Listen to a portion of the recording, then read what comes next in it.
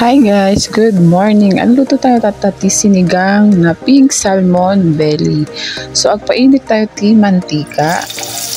Tapos ikabel tayo dyan, laya. Tapos bawang at sibuyas. Igisa-gisa tayo laan. Then ihalo tayo dyan kamatis na chop.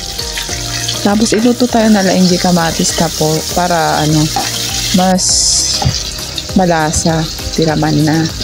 Yan, tapos pis-ipis-itin tayo tapos sumabaw di raman na.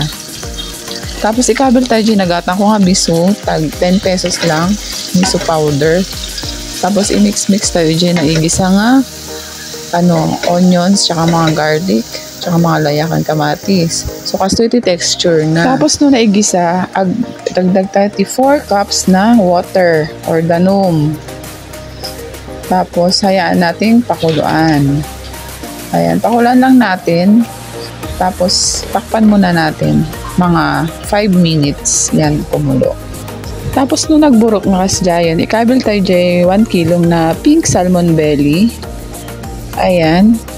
Baybayan tayo lang agburak or kumulo. Pero dapat nga ma-overcook the fish tayo tatno mas masarap kainin. Paborkan lang tayo ti 10 minutes. Tapos nung nagburakan, ikabel tayo di labanus or radish. So paborkan tayo ulit ti mga 2 minutes. Tatnoan nga unay maluto di fish na salmon. So ayan, agburburakan, ihalo tayo dyan green na sili. Pandagdag ti raman na. Then ikabel tayo dyan 1 pack nga sinigang mix.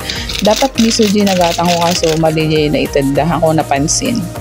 So then ikabel tayo dyan mustard na dahon. Tapos nukurang tiraman na mag-add tayo ti patis or asin na lang para dagdag lasa no natamnay.